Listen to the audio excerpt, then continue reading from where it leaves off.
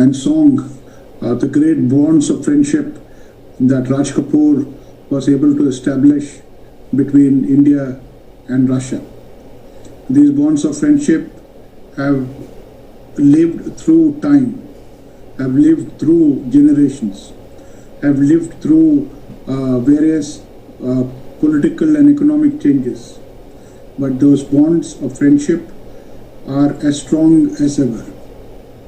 We might ask ourselves, why is it that Raj Kapoor ji, his contribution to cinema, to art, to music, touched the lives of so many millions of people, and it is still remembered more than 50, 60, 70 years later?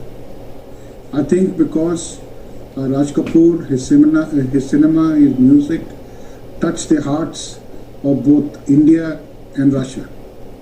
And the friendship between India and Russia is special because it is a friendship between the peoples.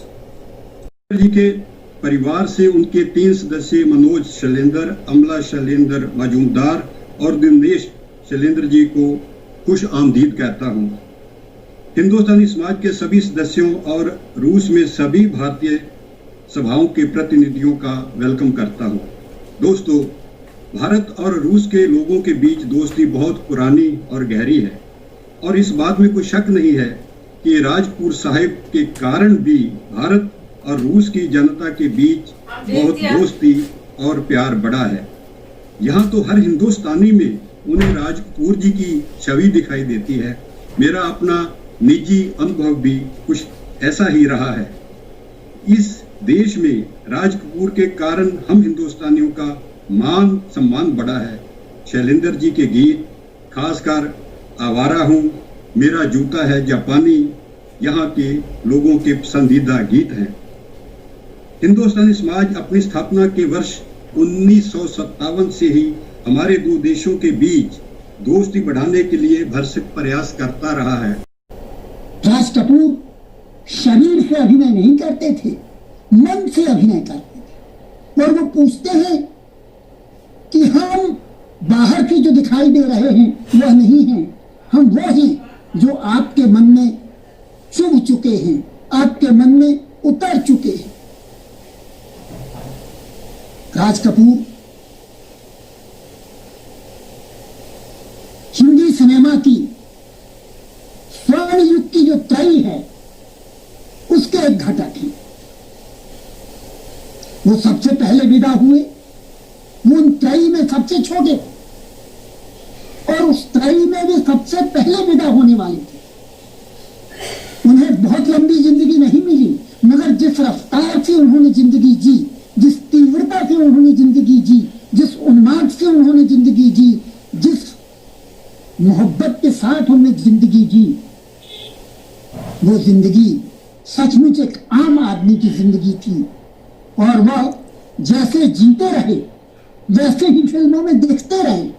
और इतना ही नहीं, वे जिस प्रकार विदा हुए वह विदाई भी ठीक उसी तरह थी जैसे एक जोकर की विदाई होनी चाहिए। मौजूद हैं इस कार्यक्रम में और प्रस्तुति में शामिल हैं, उन सबको मेरा बहुत नमस्कार।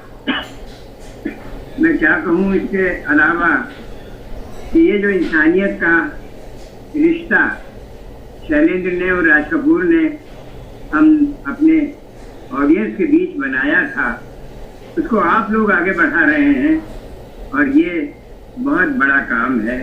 क्योंकि आज दुनिया में, पूरी दुनिया में ये जो जिस चीज़ की कमी है वो इंसानियत है। उसी से हमारे रिश्ते हैं, उसी से हमारी जो भी भावनाएं हैं और मनुष्यता है वो उसी पर निर्भर करती है। शैलेंद्र हमारे सिर्फ सिनेमा के नहीं, सिनेमा के तो वो सबसे बड़े कवि हैं, गीतकार हैं। उनसे पहले न इतना अच्छा कोई रचनाकार हुआ शैलेंद्र से बड़ा, और न आज तक हो सका है। भविष्य के बारे में भविष्य वक्ता तो मैं नहीं हूँ, लेकिन मुझे लगता है कि जो दर्जा शैलेंद्र को मिल चुका है वो अब किसी और को पाना बड़ा मुश्किल है। वो हमारे समय के कबीर हो गए। हम एक पंक्ति आप कबीर की कहिए तो दूसरी पंक्ति सुनने वाला कह देता है। दिल्ली में जब मुझे एक सम्मान मिला, नागार्जुन सम्मान, तो पूरा हॉल भरा हुआ था दिल्ली के साहित्यकारों से। JNU में कार्यक्रम हो रहा था और मुझसे कहा गया अचानक ही धन्यवाद देने को। तो मुझे समझ में नहीं आया क्या कहूँ, तैयार नहीं था। तो शैलेंद्र को याद किया मैंने। एक पंक्ति बोली, बहुत दिया देने वाले ने तुझको, और पूरे हॉल से आवाज आई, सैकड़ों कंठों ने आंचल ही न समाए तो क्या कीजिए। ये दर्जा हिंदी के किसी कवि को सिवाय कबीर के, सिवाय तुलसी के किसी को नहीं मिला है। और ये दर्जा प्राप्त कर लेना एक बड़ी बात है। वो साधारण गीतकार, सिनेमा के गीतकार नहीं थे, हिंदी के बहुत बड़े कवि थे। श्री 420 उसका एक गीत और आवारा का गीत तो खैर बड़ा लोकप्रिय हुआ ही। आवारा हूँ आवारा जो टाइटल सॉन्ग था शैलेंद्र का लिखा हुआ, और जो दूसरा गीत ये तो एक एंथम की तरह, दोनों गीत एक एंथम की तरह रूस में यहाँ बजते रहे। मेरा जूता है जापानी, ये पतलून इंग्लिस्तानी, सर पे लाल टोपी रूसी, हालांकि आज मैंने पगड़ी भी लाल रंग की है, फिर भी दिल है हिंदुस्तानी, हम लोगों का दिल हिंदुस्तानी रहे, इस बात की कोशिश होनी चाहिए। तो ये एक ग्लोबलाइजेशन है। मुझे लगता है मनमोहन सिंह ने ग्लोबलाइजेशन तो 91 में शुरू किया था, लेकिन ये ग्लोबलाइजेशन की कहानी शैलेंद्र जी ने उससे 40 साल पहले लिख दी थी आवारा फिल्म में। तो आप देखिए कितने बड़े गीतकार थे। अभी नरेश जी ने बहुत अच्छी बात की कि कबीर और तुलसी की तरह है, तो मैं भी ये कहता हूँ जिस तरह से कबीर के दोहे, तुलसीदास की चौपाइयाँ और गाले के शेर हम सब के दिलों में बसे हुए हैं, हम उनको गाते हैं, गुनगुनाते हैं, सुनाते हैं, उसी तरह से शैलेंद्र के गीत भी लोकप्रिय हैं हमारे देश में और देश से बाहर भी। मैं पिछले पहले भी 3 साल यहाँ रहा हूँ। जब जाते थे तो लोग मेरा जूता है जापानी ये जरूर कहते थे। अभी आदरणीय कश्मीर सिंह जी ने बात कही कि राज कपूर साहब की वजह से ही हम लोगों का मान सम्मान बढ़ा। और अभी पिछले महीने बाजार मैं मेरी वाइफ यहाँ प्रिंसिपल केंद्रीय विद्यालय गए तो वो हम सबको राज कपूर बोलते हैं। अब आप देखिए यहाँ कोई भी हिंदुस्तानी हो, उनके लिए सारे हिंदुस्तानी राज कपूर हैं। इतना बड़ा सम्मान है राज कपूर की वजह से हम सबका भी। और शैलेंद्र के ऊपर अब मैं कुछ और बातें, शैलेंद्र के गीत मैं मानता हूँ कि वो एक लोकोक्ति की तरह, मुहावरों की तरह हमारे जीवन का हिस्सा बन गया है।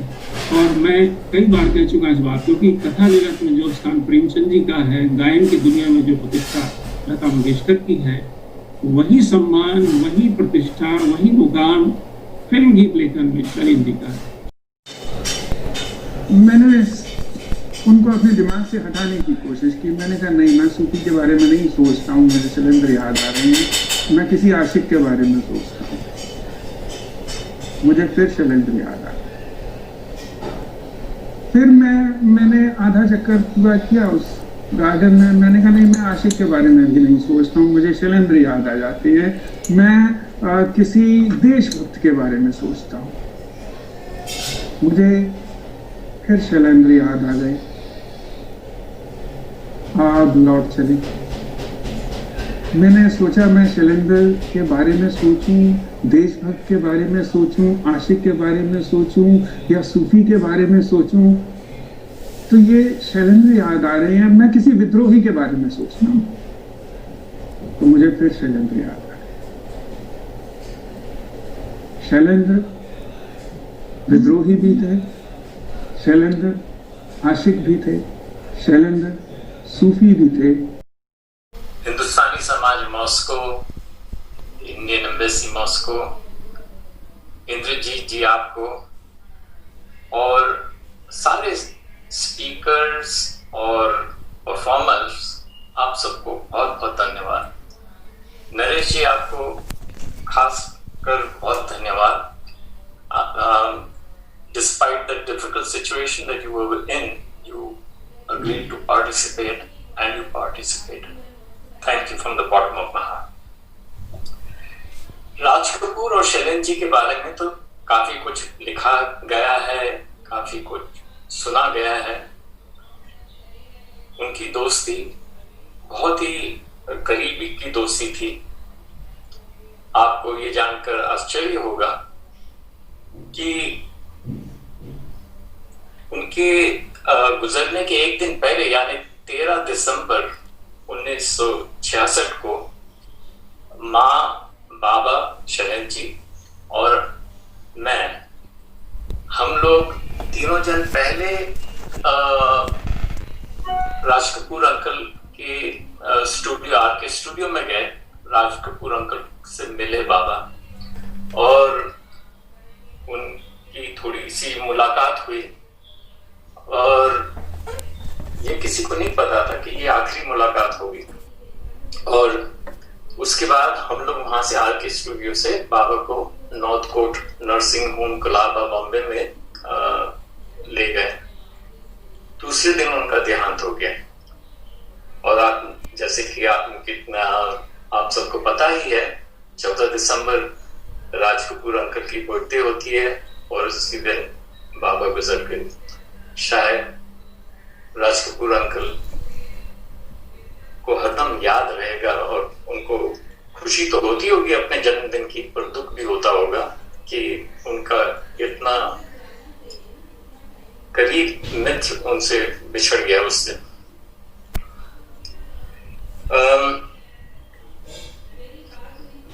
जैसा कि आप लोगों को पता होगा, राज अंकल और राज कपूर अंकल बाबा को कविराज कहकर बुलाया करते थे। कभी कभी वो उनको पुष्किन कहकर भी बुलाया करते थे। हमारे घर में बाबा की लाइब्रेरी में काफी रूसी लिटरेचर की पुस्तकें थी और उनमें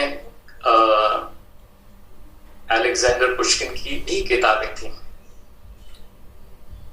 हमारे ड्राइंग रूम में जो वॉल यूनिट था उसमें एक छोटी सी मूर्ति थी और हमें समझ में नहीं आता था ये किसकी मूर्ति है। हम लोगों ने बाबा से पूछा था ये किसकी मूर्ति आपने रखी यहाँ पर, तो बाबा ने बताया ये उनके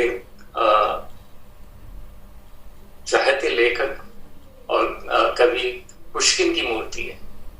और हमें ये पता नहीं कि बाबा ने ये मूर्ति खुद खरीदी थी जब वे मॉस्को गए थे या किसी ने उनको भेंट करी थी।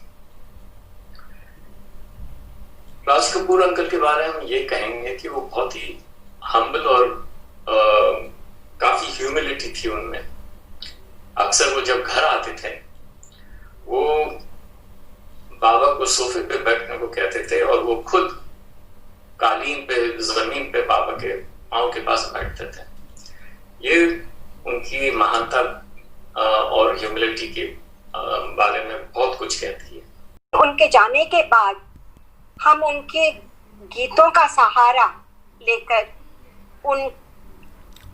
अपनी जिंदगी को आगे बढ़ाते। बाबा के गीतों ने हमें ये महसूस नहीं होने दिया कि हमारे सर से पिता का साया उठ गया है। चुपचाप एकांत में बैठकर गाने सुनते जैसे कि हम बाबा से बातें कर रहे हैं। अभी आपने ये गीत सुना, अलेक्जेंडर जी ने शुरू में ही गाया था, तू प्यार का सागर है। इस गीत के बोल आंखें नम कर देते हैं। घायल मन का पागल पंछी उड़ने को बेकरार, पंख है कोमल, आंख है धुंधली, जाना है सागर पार। अब तू ही इसे समझा, राह भूले थे कहां से हम। और निराशा से दिल डूबने लगता है। फिर बाबा की दूसरी पंक्तियां याद आती हैं। होते हैं मौसम के फेरे, रातों के संग हैं अंधेरे, जाके अगर लौटी हैं सांसें, लौटेंगे फिर दिन तेरे। और उम्मीद की किरण फिर जाग उठती है और हम आगे बढ़ने का साहस करते हैं। लेकिन बाबा के गीत सिर्फ सीरियस और नोट पे ही नहीं चलते हैं। उनके गीत हमें हंसाते भी थे और हम जब छोटे थे तो ये गीत पे तो हम बहुत हंसते थे। ये खासकर इस लाइन पे, बूढ़े दरोगा ने चश्मे से देखा, आगे से देखा, पीछे से देखा, ऊपर से देखा, नीचे से देखा, बोले ये क्या कर बैठे घोटाला, हाय ये क्या कर बैठे घोटाला, ये तो है थानेदार का साला। और हम हंसते हंसते हमारा पेट फूल जाता था। पर कुछ दिन बाद जब हमने ये गाना बार बार सुना, दोबारा सुना, फिर धीमे से ये हंसी मिटने लगी जब बाबा के बोलों की गहराई समझ में आई। ये थानेदार का साला, ये रिश्तेदारी, ये वास्ता, ये कनेक्शंस की बात आज भी कहीं ना कहीं खटकती तो है। हास्य व्यंग से पे ही आगे बढ़े तो ये लगता है साधारण हल्का फुल्का गीत। सूरज जरा आ पास आ, आज सपनों की रोटी पकाएंगे हम। है आसमां तू बड़ा मेहरबान, आज तुझको भी दावत खिलाएंगे हम। यहाँ तो शैलेंद्र जी बाबा ने ऊपर वाले पर ही निशाना कर दिया। ऊपर वाले की मेहरबानी से ही तो चूल्हा है ठंडा पड़ा और पेट में आग है, गर्मा गर्म रोटियां, कितना हसीन ख्वाब। बस हमें टाइम इंद्रजीत भाई ने सिर्फ 3 मिनट दिया, तो हम 3 मिनट के में ही सीमित रहेंगे। जाते जाते उनका एक गीत जो हमारे दिल के बहुत करीब है, जो मेन लाइन से नहीं है फिर भी हम उसे बहुत प्यारा समझते हैं, और उसकी लाइनें हम कुछ दोहराना चाहेंगे।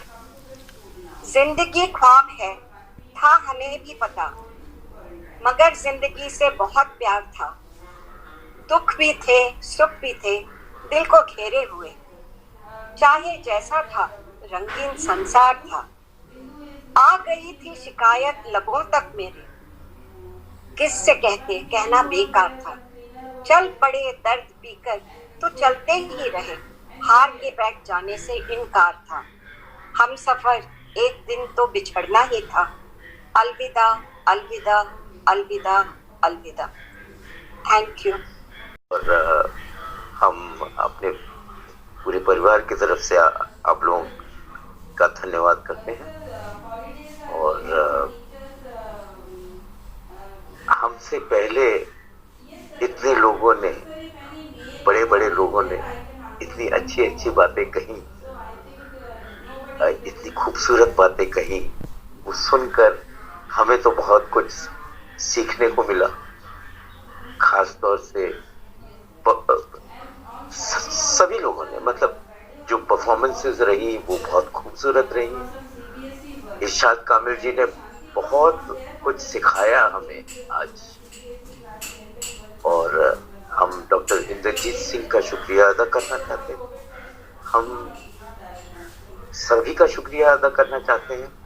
और एक बात बार बार दिमाग में आ रही है कि आप सब ने राज कपूर और बाबा के बारे में इतनी अच्छी अच्छी बातें कही, लेकिन ये सब बातें, ये सब बड़ों की बातें सुनकर हमें बार बार अपनी मम्मी की याद आ रही थी, जिन्होंने हमें मार मार के ये सिखाया था कि जब बड़े बोल रहे होते हैं तो छोटे नहीं बोला करते। तो इसलिए हम ज़्यादा नहीं बोलना चाहते हैं, और हम यही अपने I am grateful and thankful to my parents कि उन्होंने फैमिली प्लानिंग में बिलीव नहीं किया, और 5 बच्चे थे जिनमें सबसे छोटा मैं था। तो अच्छा हुआ कि ये 2 या 3 में सीमित नहीं रहे। And thank you very much to all of you. बहुत बहुत